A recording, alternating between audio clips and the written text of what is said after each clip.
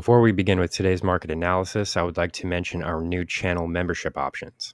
This is a special introductory offer which will open access to members-only trading strategy videos that are based on high-value, high-conviction investment strategies and are characterized by superior risk-to-reward metrics that target massive, market-beating returns over time. Please note, this is a limited time offering of just $9.99 per month, but members that sign up during this introductory period will be able to lock in this new low rate for the entire duration of the membership. Again, this early sign-up period will allow you to lock in this low introductory membership rate for life, and these new low introductory rates will only be made available for a limited time. Monthly membership prices will be going up after this short introductory period ends. With these comprehensive, members-only trading strategies, I only choose high-quality, high-conviction stocks that are easily accessible, with relatively low share price values that are designed for easy trade positioning, and combined long-term trading gains are expected to far outperform the monthly membership rate of just $9.99 per month. Join now to lock in your low introductory rate and start trading stocks with the pros. Now back to the video. Here we have the daily price chart for Palo Alto Networks Incorporated, stock ticker PANW. So as we can see here, we're starting to show a bit of a consolidation pattern at somewhat elevated levels. We have to compare this to really the rest of the market and the rest of the technology space. Overall, it has become very clear here that, the markets more broadly are trading under a lot of selling pressure. So we do have to sort of take these technology stocks and view them within that context.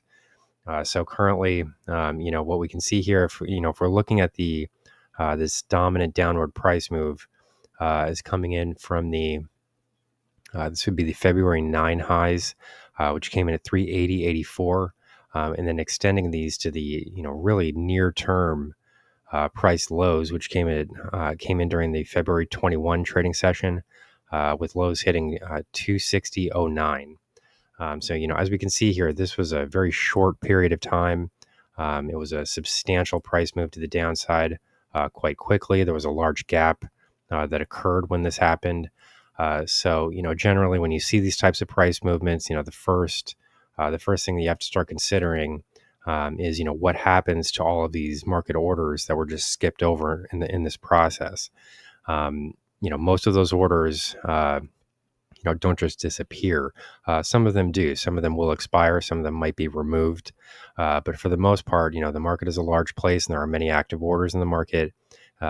Presumably, most of these regions would still be characterized by active open orders, buys and sells. We're talking about both sides of the market here. So, currently, what the expectation would be is that this a substantial price gap like this would need to be filled. We've done some of this work here. Some of it was filled initially with this first spike up into the 327.50 level. This would have occurred February 27. But not all of that has been filled yet. I mean, we're still even with where we trade currently. Recent highs have come in, just above 345. But we still have not filled this entire price gap. This is a truly massive price gap. I mean, this is not the type of thing that you see very often, especially in a larger cap company. Currently, we have not yet filled all of this price gap. That doesn't really happen until we see, close to 360 in the share price. And currently, what the highs that we're looking at here come in at roughly 345.80. So, there would still be a way to go here to fill this entire price gap. In addition to that, you do have the 618 retracement level that has been broken to the top side here. So as we can see, this comes in at roughly 334, just above 334. And, we have seen a fairly convincing break and, daily and weekly closes above this level. So, for the most part, that is an encouraging sign.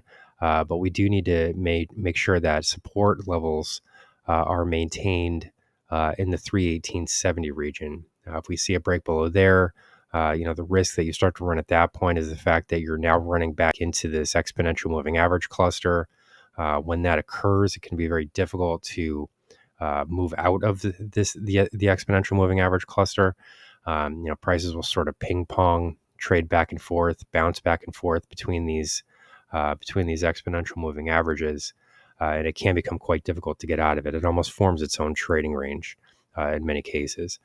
Currently, we are sort of falling below this area. We have already fallen below the 20-day exponential moving average. That would be this yellow line here. So currently, the main risk here would be that, we sort of fall into this area. It's sort of like falling into a hole or falling into a trap. It can sometimes be difficult to get out of it. So currently, there is a bit of a diverging condition here within the relative strength index reading. We've got almost like a rising wedge type pattern or a bit of a symmetrical triangle. And it does suggest that there are momentum trends that that have occurred here in both directions. But as we can see here, there has been a break to the downside. So, we're getting a bit of a diverging viewpoint here in terms of, we're seeing these upside breaks, but then at the same time, upside breaks of important Fibonacci levels. But then at the same time, you do have this rising indicator condition suggesting positive momentum is in place, which has now completed itself. So currently, the only real, trend here in share price momentum is being seen to the downside. And this was a bit longer in nature when compared to this uptrend. So, currently the dominant indicator condition does remain negative. And this does suggest that we could get a bit of a decline lower here going forward. Currently, the relative strength index is trading near the midpoint of its histogram, just below the 50 level. So, there is scope for this stock to start moving in both directions. There's no real direction that is showing in that aspect of the indicator reading. So it will be important to look at sort of the rest of the market in order to kind of gauge trend and sentiment for the next possible direction. As I said, to the top side, the level that I would be watching really does come in at 345. If we can see a break there, you're most likely looking at a full retracement of this move, or at least this price gap being filled roughly into the 360 level. But if we do start to see failures to the downside, and in particular, what I'm pointing to is this 318.70 level. If we do fall back below here, at that point, we will be trading below two of the exponential moving averages. And then this would put us back toward the midpoint of this exponential moving average cluster. So that would suggest most likely a period of sideways consolidation, sideways trading activity overall. So here's the current market analysis for Palo Alto Networks Incorporated, stock ticker PANW.